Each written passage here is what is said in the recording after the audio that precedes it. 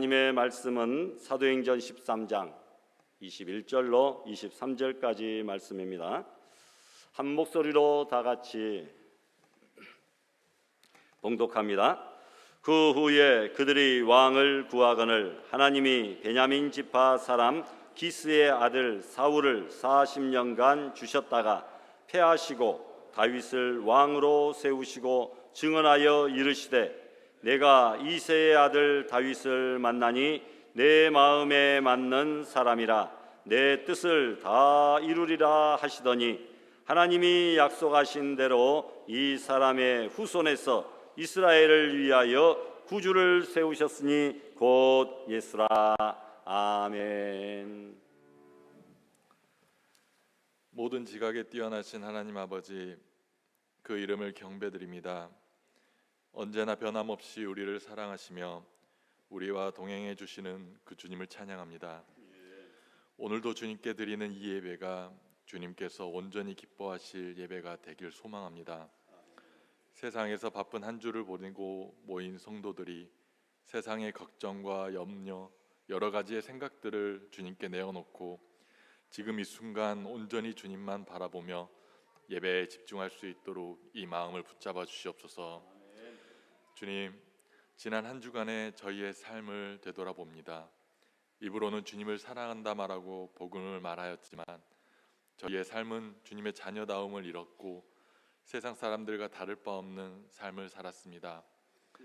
삶의 많은 순간에 주님께서 나의 주인이심을 잊고 세상의 가치관대로 내 자신의 욕심대로 산 시간이 많았음을 고백합니다. 주님, 저희의 악함과 죄를 용서하여 주시옵소서.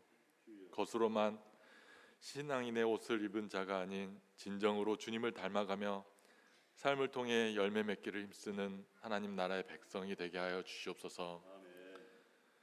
우리가 넘어졌을 때 일으켜 주시고 외로워 눈물 가운데 있을 때 나의 친구가 되어 위로하시는 그 주님을 체험하오니 오직 주님만이 길이요 진리임을 지식으로만 아는 것이 아니라 주님을 전적으로 의지하고 맡기는 주님의 자녀가 되기를 소망합니다. 우리에게 닥친 어려움이 있습니까? 온전히 그것을 가지고 주님 앞으로 나아가게 하여 주시옵소서. 주님, 이 알곡교회를 내방도 한가운데 보내주셨사오니 이 지역에서 크나큰 믿음과 예수님을 닮은 교회로 이끌어 주시옵시고 건강한 공동체 안에서 연약한 육신과 심령이 회복되어 세상이 줄 수 없는 위로와 삶의 새로운 희망을 얻기를 소망합니다. 이러한 신앙이 우리에게 있게 하시고 모든 주일학교 부서와 조직과 모임에서 주님께서 내 삶의 역사하심을 나누는 은혜의 장이 되길 기도합니다. 또한 교회의 모든 사역 가운데 주님의 은혜와 놀라운 인도하심 속에서 우리가 힘을 더 얻어 다름질하게 하여 주시옵소서. 새로운 2025년을 계획하며 준비하고 있습니다. 그 계획하심을 저희가 기도하며 기대하며 준비할 수 있도록 하여 주시옵소서. 이 주님께 드려질 이 예배를 찬송과 기도로 나아갑니다. 특히 말씀으로 세워주신 담임 목사님께 영육간의 강건함을 늘 허락하여 주시옵시고 각 부서에서 헌신한 손길을 기억하여 주시옵소서. 보이지 않는 곳에서 봉사하는 지체들에게 지치지 않게 세임 허락하여 주시옵시고 하나님의 마음으로 주신 사역을 감당케 도와주시옵소서. 이 시간 특히 한 소리로 고백하며 울려나는 호산나 찬양대에 찬양으로 큰 영광 받아주시고 찬양대에게는 크나큰 은혜와 감동으로 함께하여 주시옵소서.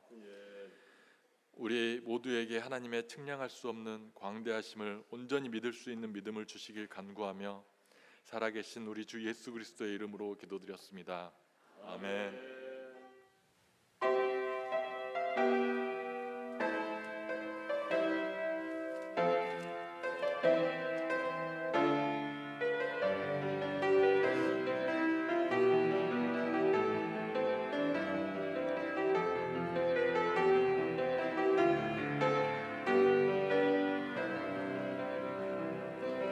날마다 주와 동행하니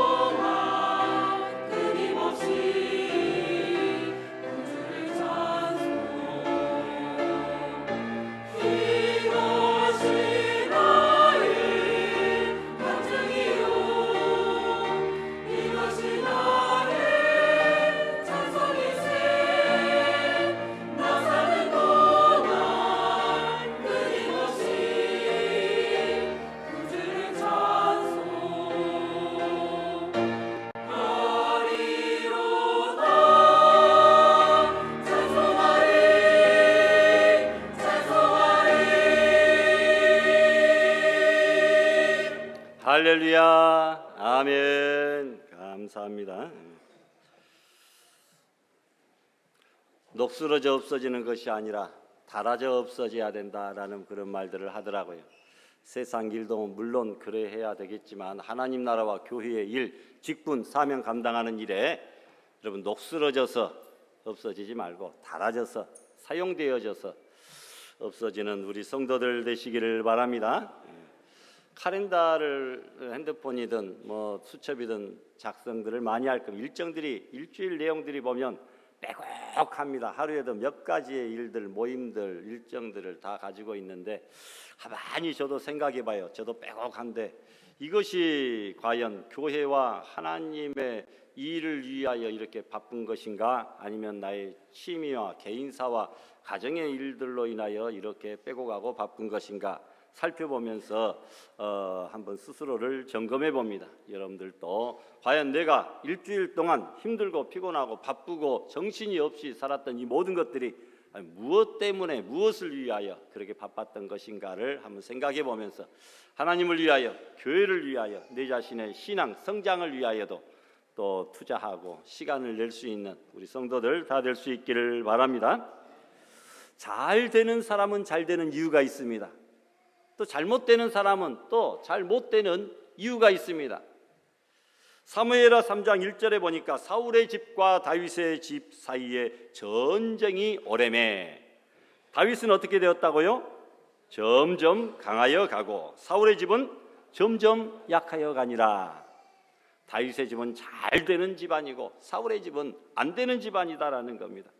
사울과 다윗의 집 사이에 죽이고 살리는 치열한 전쟁이 있었는데 사울은 점점 약해졌고 다윗은 점점 강해졌다라는 겁니다. 오늘 잘 되는 집안과 잘 안 되는 집안 이야기를 하면서 우리는 어느 편에 서야 될 것인가 생각해 보려고 합니다. 여러분, 우리는 종종 세상에서 버림받은 사람들의 이야기를 들어봅니다. 남편에게 버림받은 여인의 이야기, 요즘에는 자녀들에게 버림받은 부모도 늘어나고 있습니다. 어떤 사람은 부모에게 버림받아 고아원에서 자라 자기 성씨도, 태어난 연월 일시도 잘 모르고 살아가는 그런 사람들도 있습니다. 사람에게, 부모에게, 사랑하는 사람에게 버림받았다고 하는 것 큰 비극이요, 충격이 아닐 수 없습니다. 그런데 오늘 본문을 보니까 사람에게가 아니라 만군의 여호와 창조주 하나님 아버지께 버림받은 사람의 이야기가 나옵니다. 21절에 보니까 사울을 피하시고 누구를 왕으로 세우셨습니까? 다윗을 왕으로 세우시고, 사울은 하나님 앞에 버림받았구나. 사람에게 버림받은 것도 속상하고 크나큰 아픔인데 하나님께 버림받은 인생 어떻게 되겠는가라는 것입니다. 여러분, 하나님께 버림받는 사람과 하나님께 쓰임을 받는 사람, 바로 사울과 다윗의 이야기가 나옵니다. 이 두 사람은 똑같이 이스라엘 왕으로서 1대 2대 왕을 지냈는데 똑같이 또한 40년의 재위 기간 동안 이스라엘을 다스립니다. 그런데 사울은 하나님의 버림받고 또 한 사람 다윗은 하나님 앞에 인정과 칭찬, 쓰임을 받았습니다.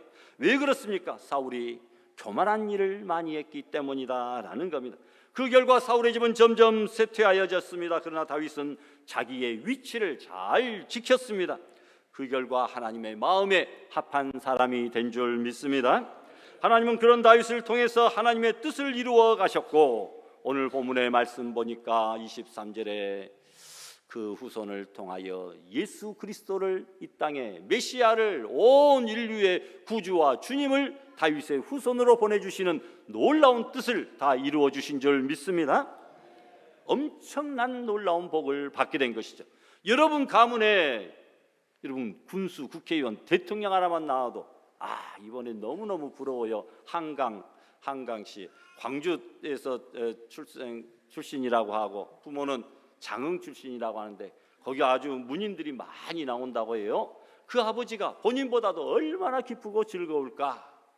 그 자녀가 우리 국가에서 1등도 아니고 전 세계에서 노벨 문학상을 받았습니다. 대단히 자랑스러울 것 아닙니까? 그것만 해도 기쁘고 즐겁고 자랑스러운데, 여러분 우리의 후손 가문에서 온 인류의 구주가 나셨다. 이 다윗의 가문 얼마나 복받은 가문입니까? 믿습니까? 하나님은 다윗을 통해서 하나님의 뜻을 이루어 가셨고, 하나님의 축복 속에 다윗이 점점 강성해져 갔다. 우리는 그래서 사울같이 되지 말고 다윗처럼 하나님의 마음에 합한 사람들이 되어서 하나님 앞에 쓰임을 받자. 그리고 우리의 가정과 도모하는 생업, 우리가 몸담고 있는 우리 교회도 하나님의 은혜 속에 점점 강하여지고 번성하여지는 그런 은혜가 있어지기를 소망합니다. 먼저 버림받은 사울을 살펴봅니다. 이스라엘의 초대 왕이었던 사울은 부유한 가문의 출신입니다. 키도 컸습니다. 다른 사람보다 머리가 하나 더 있을 정도였다. 요즘에 여러분 잘생긴 것도 물론 중요하지만 키 큰 것이 요즘 대세더라고요. 키가 커야 사람들이 모델도 써주고 잘났다고도 해주고, 여자들 이렇게 남자들 남편상 그런 것 살펴보니까 키 큰 남자 이런 것들이 1순위 되고 그런 것도 있더라고요. 어찌됐건 사울은 그 당시에 키가 컸습니다. 용모도 준수하였다, 잘났다라고 말했습니다. 신앙까지 좋았습니다. 그리고 겸손했습니다. 전쟁에도 용맹한 그런 사람이었습니다. 그 말하면 여러분 두말할 것 없죠. 다 갖췄잖아요. 다 갖췄습니다. 사울이 하나님의 은혜로 이스라엘의 왕이 된 것은 엄청난 축복이고 대성공이었습니다. 그러나 말년에 하나님 앞에 버림을 받는 불쌍한 존재가 되고 말았습니다. 모든 것을 다 갖춘 그 사울이 왕까지 올랐는데 말년에 버림을 받았다라는 겁니다. 성경에는 두 종류의 사람들이 나오죠. 한 종류는 사람들이 세우고 붙들어주는 사람이 있지만 하나님이 버린 사람이 있고, 또 두 번째로는 하나님이 세우고 붙잡아주는 사람이 있지만 사람들이 버린 사람도 있습니다. 여러분 사울 왕이나 아합 왕 같은 사람들은 사람들이 세웠으나 하나님이 버린 사람이었고, 이사야나 스데반이나 예수님은 하나님이 세웠으나 사람들이 버린 사람들이었습니다. 그러나 하나님께서 예수님을 다시 살리셔서 유일한 인류 구속의 머릿돌이 되게 하셨고, 죄와 사망과 사탄의 권세를 이기신 영원한 산돌이 되게 하여 주셨습니다. 비록 사람에겐 버림받았지만 하나님께서 세워주셨다라는 겁니다. 우리가 살아가는 데 있어서 누구의 인정을 받고 누구의 버림을 받느냐 중요한 일입니다. 특별히 하나님으로부터 인정을 받거나 하나님으로부터 버림을 받는 그 일은 살고 죽는, 우리의 육체가 살고 죽는 문제뿐만 아니라 우리의 영혼이 살고 죽는 중차대한 문제입니다. 여러분 하나님께는 인정받았으나 사람들로부터 버림받는 것은 그래도 좀 괜찮습니다. 그러나 사람들로부터는 인정을 받고 높은 지위에 올랐으나 하나님께 버림받는 불쌍한 성도들이 단 한 사람도 없기를 부탁합니다. 어떤 여인이 남편으로부터 버림받았다고 하는 그 충격으로 자살을 결심하고 극약을 먹었지만 다행히 조기 발견으로 위세척을 하고 생명을 건졌습니다. 그러나 그 후유증으로 수족마비증으로 고통을 받고 병원에 누워있게 됩니다. 살 소망이 없어지고 희망과 기쁨이 다 사라졌습니다. 몸도 약해졌습니다. 그럴 때 어느 교회 찬양팀이 위문왔다가 복도에서 찬양을 합니다. 88장 찬송입니다. 우리 다 같이 한번 불러볼까요? 내 맘의 모든 염려 이 세상 고락도 주님 항상 같이 하여 주시고 시험을 당할 때에 악마의 계교를 즉시 물리치사 나를 지키네. 여기서부터 중요합니다. 온 세상 날 버려도 주 예수 안 버려 끝까지 나를 돌아보시니. 온 세상 안 버려도, 온 세상 날 버려도 주 예수 안 버려 끝까지 나를 돌아보시니. 아멘. 예. 온 세상 날 버려도, 남편까지 나를 버려도, 여러분 주 예수 날 안 버려 끝까지 나를 돌아보신다. 그 찬송을 듣고 마음이 온통 뒤흔들려졌습니다. 사람들에게서 버림받은 존재라도 이제부터라도 예수님의 손에 붙잡히기만 한다면 나는 새로운 피조물로 새로운 소망을 소유하게 된다. 그 진리를 찬송을 듣는 중에 깨닫게 되었다는 겁니다. 그래서 그는 교회에 나와 세례를 받고 직분을 받아 열심히 하나님께 충성하다가 수족마비 증세까지 치료되고 또 늦은 말년에 상처하신 신앙이 좋은 남집사님과 재혼을 해서 행복하게 살게 되었다고 하는 이야기입니다. 오늘 여러분들도 그 어떤 근심 염려, 사람에게 버림받았다 할지라도 오늘 말씀을 듣는 중에, 찬양을 부르는 중에 이 진리가 깨달아져서 주님은 나를 버리지 않고 끝까지 붙잡아 주신다고 하는 확신과 소망을 가지고 살아가시기를 바랍니다. 오늘 본문의 사울 왕은 왕으로 화려한 출발을 하였으나 왕 삼은 것을 후회하신 하나님께 버림을 받았습니다. 사울은 성공한 듯 하였으나 실패의 주인공이 되고 말았습니다. 한마디로 말해 버림받은 인생, 퇴짜 맞은 인생, 아웃되는 인생 되고 말았다라는 겁니다. 우리가 오늘 사울이 버림받은 이유를 잘 배워 우리는 하나님께 절대로 버림받은 인생이 되지 말고 하나님께 쓰임을 받고 다윗처럼 하나님의 마음에 합한 사람이, 맞는 사람이 되어가며, 그리고 우리의 가문이 점점 강해지는 놀라운 은혜가 있어지기를 바랍니다.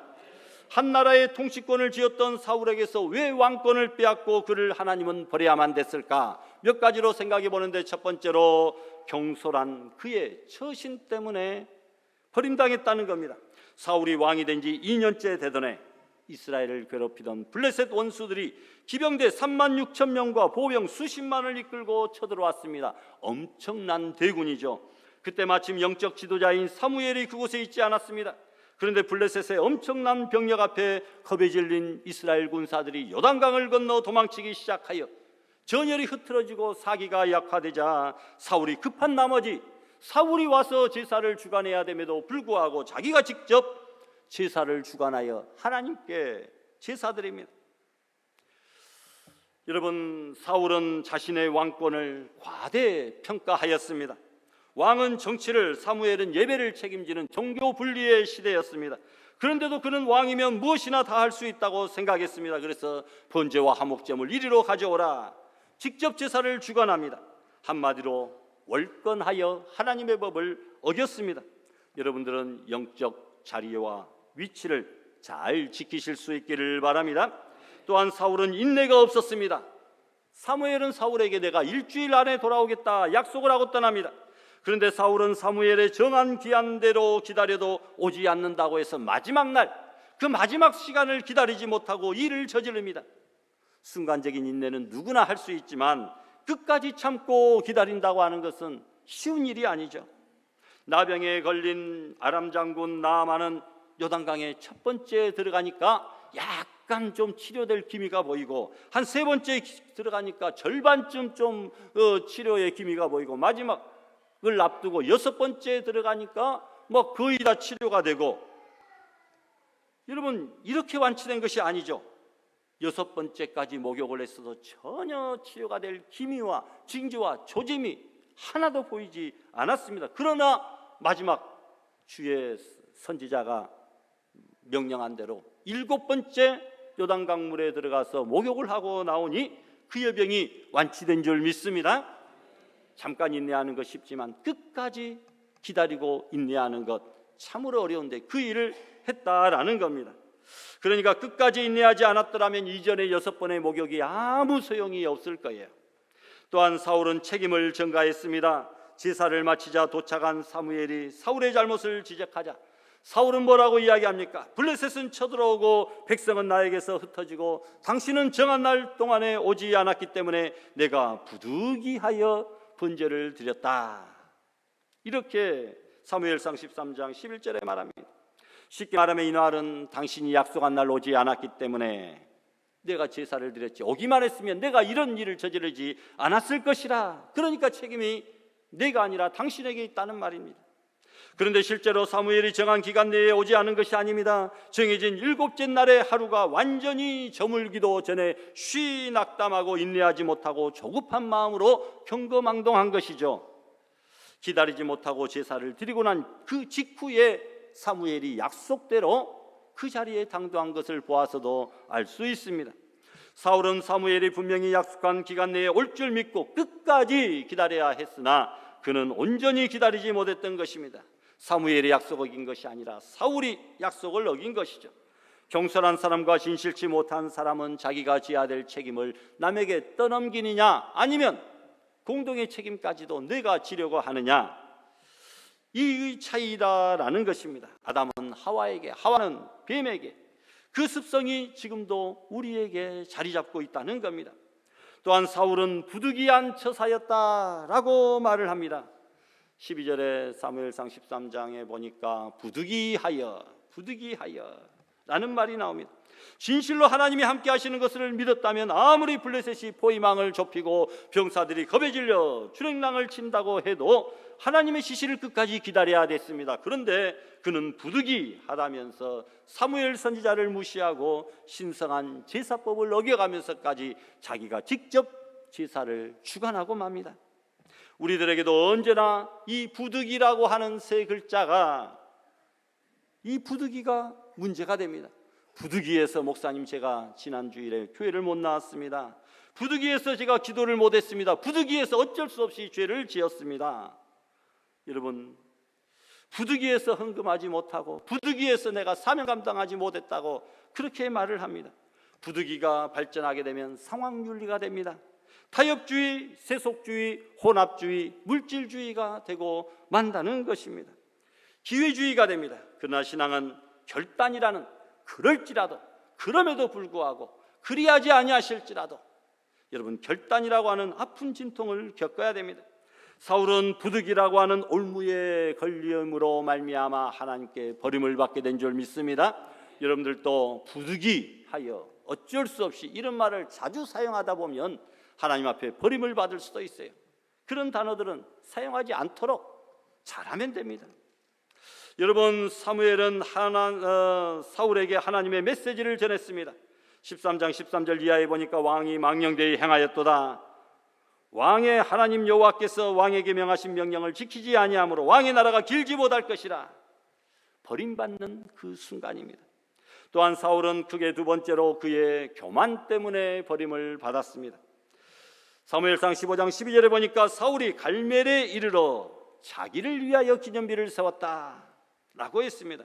사울은 아말렉 전투에서 왕 아간을 생포하고 적을 무찌르는 대승을 거두었습니다. 군사를 이끌고 개선하던 사울은 자신의 승전을 기념하는 기념비, 승전비를 세웠습니다. 기념비를 세운 것은 승리의 원인이 나에게 있다. 내 전술과 전략이 뛰어났고 용맹하여서 내가 전쟁에 승리하였다, 내가 대장이다 라고 자신을 위하여 기념비를 세웠다라는 것입니다. 그러나 시편 127편에 보니까 여호와께서 집을 세우지 아니하시면 세우는 자의 수고 헛되다. 성을 지키지 아니하시면 파수꾼에 깨어있음도 헛되다. 하나님이 도와주셔야 모든 것이 잘 되는 것이지 인간의 노력과 수고, 최선, 그것은 별 볼 일이 없는 것이다 라는 것을 말하고 있습니다. 다윗은 승리와 구원의 원인을 하나님께 두었고 사울은 자신에게 두었습니다. 다윗은 사람이 아무리 노력해도 하나님이 도와주셔야 우리가 그의 모든 열매와 성과를 얻을 수 있다라고 하나님께 공을 돌렸다라는 겁니다. 여러분, 그런데 사무엘 선지자도 자신을 위하여 사무엘 선지자도 기념비를 세운 일이 있습니다. 사무엘은 블레셋이 쳐들어왔을 때 하나님께 회개하며 금식하였습니다. 그 결과 하나님은 우레소리를 발하여 블레셋을 물리쳐 주시고 이스라엘이 큰 승리를 거두게 하셨습니다. 이 일 후에 사무엘이 기념비를 세우고 에베네셀이라 이름을 붙였습니다. 여호와께서 여기까지 우리를 도우셨다. 여러분, 같은 기념비입니다만 사울은 자기를 위하여 기념비를 세웠고 사무엘은 하나님을 위하여 기념비를 세운 줄 믿습니다. 여러분, 사울은 교만했습니다. 교만한 개인, 교만한 권력, 하나님께서 가만두지 않습니다. 믿음의 사람들에게 있어서 유일한 기념비는 오직 예수 그리스도의 십자가 외에는 있을 수가 없다는 것입니다. 바울은 스스로 자랑할 것이 있다면 십자가 외에는 결코 자랑하지 않겠다, 오직 나는 십자가만 자랑하겠다라고 고백합니다. 내가 나된 것은 내가 능력이 있어서도 아니고 오직 하나님의 은혜로 된 것임을 고백합니다. 여러분, 십자가만이 우리의 영원한 그리고 유일한 기념비가 되어야 될 줄 믿습니다. 바울은 자신이 전도한 그 사람들을 자신의 면류관이요 자랑이라고 했습니다. 기도의 여인 한나에게 있어서 사무엘이야말로 하나님 앞에서 참된 기념비일 줄 압니다. 예레미야는 자신의 민족을 사랑하고 영혼을 사랑하는 눈물의 기념비를 세웠습니다. 욥은 고통 중에도 주신 자도 하나님, 취하신 자도 하나님이시라면서 그분을 찬양하는 믿음의 기념비를 세웠습니다. 우리는 세상 사람들이 알아주고 자신의 이름을 기념하기 위한 기념비가 아니라 하나님께서 인정해 주시는 하늘의 기념비, 믿음의 기념비, 기도의 기념비, 섬김의 기념비, 헌신의 기념비, 사랑의 전도의 기념비를 세우시기를 바랍니다. 그러나 사울이 세운 기념비는 그에게 기름을 붓고 그를 위해 기도하던 사무엘 선지자를 밤을 새워서 근심하게 만들며 여호와 하나님께 기도하게 하는 근심과 교만의 기념비였다라는 겁니다. 여러분, 세 번째로 사울은 탐욕과 거짓 때문에 버림을 당했습니다. 사무엘상 15장 3절에 보니까 하나님은 지금 가서 아말렉을 쳐서 그들의 모든 소유를 남기지 말고 진멸하되 남녀노소 소아 젖먹는 아이 우양과 약대와 나귀까지 전부 다 죽이라 하였습니다. 사울은 가장 좋은 것도 가장 기름진 것들은 죽이지 않고 이스라엘 지정으로 끌고 왔습니다. 왜 이것을 끌고 왔습니까? 하나님이 다 진멸하라고 하지 않았습니까? 묻는 사무엘에게 사울은 양이나 소를 끌어온 것은 자기가 아니라 백성이라고 책임을 백성들에게 전가합니다. 그리고 소를 전리품으로 착복하려다가 생각해 보니까 이거 하나님 앞에 제사하려고 내가 가져온 겁니다. 거짓말까지 합니다. 탐욕과 거짓으로 자신의 행위를 위장하고 책임을 전가하고 하나님까지 속이려고 했다. 사람은 속일 수 있어도 하나님은 속일 수 없다는 사실을 아나니아와 삽비라의 교훈을 통하여 우리는 알고 있지 않습니까? 또한 사울은 여러분 불순종 때문에 하나님께 버림을 받았습니다. 사무엘상 15장 12절에 보니까 그가 돌이켜서 나를 쫓지 아니하며 내 명령을 이루지 아니했다. 사울은 하나님 앞에서 돌이킨 사람입니다. 세상엔 두 종류 사람이 있습니다. 하나는 세상을 향하여 가다가 돌이켜 하나님께로 돌아오는 사람이 있는가 하면, 아니면 하나님께로 향하여 가다가 돌이켜 반대로 세상을 향해 달려가는 어리석은 사람이 있습니다. 여러분, 누가복음 15장에 보니까 아버지를 떠났던 탕자가 제멋대로 자유를 만끽했고 인생을 즐기다가 얼마 가지 못해 모든 것 다 허비해버리고 결국에는 돌이켜 아버지께로 왔다. 이것이 탕자의 가장 잘한 점, 위대한 점입니다. 이 길만이 탕자가 살 길이죠. 여러분, 우리가 죄악의 길에서 돌이켜 기다리고 계시는 하나님을 향하여 달려가야 됩니다. 그런데 여러분, 예수님을 따르다가 돌이켜 돈을 따라갔던, 예수님을 배신했던 그 가룟 유다는 무지몽매하게 목매달아 자살하고 배가 터져 창자가 튀어나와 죽게 됩니다. 종기에 처하나 깨닫지 못하는 사람은 멸망하는 짐승 같도다. 우리가 이런 놀라운 구원과 구속의 은혜, 기쁨의 신앙생활을 하지만 이 은혜를 알지 못하고 감사하지 못하는 사람은 멸망하는 짐승과 같다라는 것입니다. 여러분, 사울은 돌이켜 하나님을 쫓지 않았을 뿐만 아니라 하나님의 명령을 거역합니다. 사울은 불순종의 쪽으로 인생의 방향을 잡았습니다. 하나님 앞에 순종하는 쪽으로 잡아야 되는데 돌이켜 반대로 걷다가 버림을 받은 줄 믿습니다. 또한 다섯 번째로 한마디로 말하면 그는 믿음과 신앙이 없어서 버림을 받았습니다. 15장 15절 계속 이어지는 말씀에 사울이 가로되 당신의 하나님 여호와께 제사하려 하여 가장 좋은 것을 남겼다. 여기서 주목할 단어가 당신의 하나님, 당신의 하나님이라고 하는 단어입니다.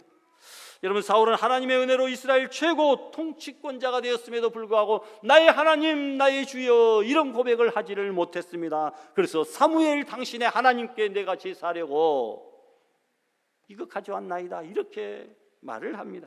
여러분, 나의 하나님이라고 하는 말과 당신의 하나님이라고 하는 말 사이에는 엄청난 차이가 있는 것이죠. 구원의 확신, 믿음의 확신이 없는 사람은 결코 나의 하나님이라고 하는 이런 고백을 할 수 없습니다. 우리 아내의 하나님, 우리 어머니의 하나님, 당신의 하나님이죠. 나의 하나님이 될 수가 없다는 겁니다. 3년 동안 예수님을 따라다닌 똑같은 제자였지만 베드로와 도마는 나의 주님, 나의 하나님이라 이런 고백을 합니다. 그런데 반면에 가룟 유다는 단 한 번도 나의 주님, 나의 하나님이라는 고백을 하지 못하고 선생님, 언제나 선생님이라고 부릅니다. 여러분, 그 이유는 예수님을 나의 구세주로 영접하지 못했기 때문에 여기서 문제가 비롯됩니다. 사울처럼 하나님을 당신의 하나님으로 인식해버리면 하나님은 나와는 아무런 상관이 없는 그런 존재가 되어버리죠. 우리가 10년이나 신앙생활하여도 예수님을 나의 구주와 주님으로 영접하지 못하였다고 한다면 여전히 나의 하나님이 아니라 당신의 하나님이 될 수밖에 없다는 겁니다. 이런 사람은 하나님을 두려워하지도 않고 어떤 의무감도 없습니다. 이런 사람을 하나님은 버릴 수밖에 없다는 겁니다. 여러분, 우리가 하나님이 나의 하나님임을 고백하심으로 구원과 기도와 응답과 축복과 능력과 은혜가 가득 찰 수 있기를 소망합니다. 또한 그가 하나님의 말씀을 버렸기에 하나님도 결국은 그를 버립니다. 사무엘상 15장 26절에 보니까 왕이 여호와의 말씀을 버렸으므로 여호와께서 왕을 버려 이스라엘 왕이 되지 못하게 하셨다. 사울이 먼저 하나님을 버린 것이지 하나님이 먼저 사울을 버린 것은 결코 아니다라는 겁니다. 결국은 전쟁터에서 비참하게 죽게 만듭니다. 나단 선지자가 다윗의 간음죄와 살인죄를 책망할 때에 다윗은 말씀을 받아들여 7일 동안 눈물로 금식하며 회개합니다. 그러나 사울은 선지자의 지적을 받았을 때에 회개치 않고 다윗과 달리 말씀을 거역합니다. 버림받은 결정적인 원인이 됩니다. 왕이 여호와의 말씀을 버렸으므로 사울이 하나님의 말씀을 듣지 아니하고 버렸다라는 겁니다. 여러분, 우리가 하나님의 말씀을 거역하고 버리면 하나님도 우리를 버리십니다. 예수님은 마태복음 10장에서 보니까 누구든지 사람 앞에서 나를 시인하면 나도 하나님 앞에서 그를 시인할 것이고 사람 앞에서 나를 부인하면 나도 하나님 앞에서 그를 부인하리라. 사울의 마지막은 전쟁에서 하루아침에 세 아들이 전사하고 자신은 비참하게 자살로 끝을 맺었습니다. 얼마나 비참한 죽음입니까? 역대상 11장 13절에 보니까 사울이 죽은 것은 여호와께 범죄하였기 때문이라. 여호와의 말씀을 지키지 아니하고 신접한 자에게 가르치기를 청하고 여호와께 묻지 아니하였으므로 여호와께서 그를 죽이시고 나라를 다윗에게 넘겨주셨다라고 말씀하고 있습니다. 그러면 마지막으로 이제는 쓰임받은 다윗을 간단하게 살펴보려고 합니다. 왜 하나님이 다윗을 귀하게 사용하셨습니까? 다윗은 8형제 중에 막내요. 베들레헴에서 양을 치는 목동에 지나지 않습니다. 별 볼 일 없는 그런 자입니다. 그런데 하나님은 외모를 보지 아니하시고 사람의 속마음을 보십니다. 오늘 본문 22절에 하나님은 내가 이새의 아들 다윗을 만나니 내 마음에 맞는 합한 사람이라. 내 뜻을 그를 통하여 다 이루게 하여 주시리라. 예수 그리스도를 보내어 주신다는 겁니다. 어떻게 해서 다윗은 하나님의 마음에 합한 사람이 될 수 있었습니까? 첫째, 다윗은 그 마음의 중심이 하나님을 향했다라는 겁니다. 하나님께서 시키시는 대로 사무엘이 베들레헴에서 이새의 8아들 중에서 사울 대신에 이스라엘의 새 임금을 선택하실 때에 하나님께서는 그의 용모와 키를 보지 말라. 내가 보는 것은 사람과 같지 아니하니 사람은 외모를 보거니와 여호와는 무엇을 본다고요? 중심을 보신다는 겁니다. 다윗은 그 중심이 하나님을 향하여 있었는데 이것이 그가 하나님의 마음에 맞는 조건이 되었다라는 겁니다. 여러분, 오늘도 하나님은 우리의 외모가 아니라 우리의 속마음 중심을 보시는 줄 믿습니다. 또한 다윗은 믿음의 사람입니다. 그래서 하나님의 마음에 맞는 사람이 되었습니다. 다른 모든 형제들은 신체와 외모 등 모든 조건들을 다 갖추었으나 꼭 필요한 믿음이 그들에게는 없었습니다. 우리는 다윗과 골리앗과의 대결에서 다윗의 신앙을 보게 됩니다. 너는 칼과 창과 단창으로 내게 나아오거니와 나는 만군의 여호와의 이름, 내가 모욕하는 여호와의 이름으로 내게 나아간다 라고 외치면서 물맷돌로 골리앗의 머리를 맞추어 쓰러뜨리고 골리앗의 칼을 뽑아 그의 목을 베었습니다. 오직 여호와의 이름만을 의지하는 믿음의 소유자인 줄 믿습니다. 또한 다윗은 순종의 사람입니다. 하나님께서 사울을 버리신 이유가 남김없이 진멸하라고 하는 하나님의 명령에 순종치 아니하였기 때문이 아닙니까? 그러나 다윗은 다른 형들은 사무엘이 개최하는 왕의 선발대에 나갔어도 막내인 다윗은 아버지의 명령대로 순종해서 들에서 남아 양을 치고 있었다. 아버지의 명령에 순종하는 사람입니다. 사무엘하 5장에 보니까 블레셋이 쳐들어왔을 때 다윗은 여호와께 물었습니다. 그리고 여호와의 지시하신 대로 순종하여 전쟁에서 이길 수가 있었습니다. 또 블레셋이 재차 침공하게 되었습니다. 그 전에 물은 것이 있기 때문에 그대로 하면 됩니다. 자기도 방법을 합니다. 그런데도 불구하고 재차 주님 앞에 또 묻습니다. 여러분, 하나님께서 다윗에게 또 전술과 전략을 주십니다. 명령대로 순종하여 행하여 블레셋을 쳐서 게바에서 게셀까지 이르니라. 하나님의 명령에 순종한 다윗인 줄 믿습니다. 다윗은 또한 성령 충만한 사람입니다. 하나님은 성령 충만한 사람을 사용하시죠. 사무엘상 16장 13절 말씀해 보니까 사무엘이 기름불을 취하여 형제 중에서 그에게 부었더니 그날 이후로 다윗이 여호와의 신에게 크게 감동되니라. 성령 충만한 삶을 살았다는 겁니다. 골리앗과 싸울 때 모든 군사들은 벌벌 떨고 있었지만 다윗은 군대에 나갈 수도 없는 어린 소년이었지만 골리앗을 두려워하지 않았습니다. 성령 충만한 사람들은 하나님을 바라보기 때문에 세상이, 대적이, 사탄마귀가 두렵지가 않은 줄로 믿습니다. 또한 다윗은 너그러운 사람이었습니다. 사울 왕에게 쫓기면서도 사울 왕을 여러 차례 죽일 기회가 있음에도 불구하고 하나님이 기름 부으신 종을 내 손으로 죽일 수는 없다. 너그러운 마음을 가졌습니다. 또한 다윗은 회개의 사람이었습니다. 간음죄, 살인죄를 저질렀지만 나단 선지자가 책망하고 죄를 지적했을 때 그는 즉각적으로 회개합니다. 여러분, 사울은 자기의 주제를 넘는 일을 함으로 하나님 앞에 버림을 받습니다. 성직을 무시했고 선지자의 말도 무시했습니다. 그리고 잘못을 지적받을 때에 회개할 줄도 몰랐습니다. 그러나 다윗은 성령 충만한 삶을 살았고 하나님만을 바라보고 하나님 제일주의로 살았으며 잘못을 지적받았을 때 즉각 뉘우치며 회개했습니다. 그래서 다윗은 하나님의 마음에 맞는 합한 사람이 되었습니다. 하나님은 그런 다윗을 귀하게 사용하셨고 존귀하게 하셨고 그의 집과 가문을 강하게 하여 주셨다는 것입니다. 그래서 하나님은 사울을 피하시고 다윗을 들어 사용하십니다. 사울의 가문을 약하여지고 다윗의 가문은 점점 강하여졌습니다. 우리도 하나님의 마음에 합하여 우리 교회와 나라와 민족을 위하여 하나님이 들어 사용하시는 이 시대의 귀한 다윗들이 다 될 수 있기를 주님의 이름으로 축원합니다. 주신 말씀 생각하며 다 같이 합심 결단 기도 드립시다. 거룩하신 하나님 아버지, 오늘도 저희들에게 은혜를 베풀어 주시고 오늘도 아버지 하나님의 마음에 합한 사람이 되어서 하나님이 존귀케 하여 주시고 높이 들어 사용하여 주시고 우리 믿음의 가문을 더욱더 강하고 번성케 하여 주실 줄을 믿습니다. 아버지 하나님 앞에 더 가까이 나아가고 인정받고 칭찬받는, 하나님께 쓰임받는 붙잡힌 바됨, 그리고 돌이켜 하나님만을 따르는 믿음의 성도들 제2의 다윗들이 다 되게 하여 주실 줄을 믿사옵고 예수님의 이름으로 기도드리옵나이다. 아멘.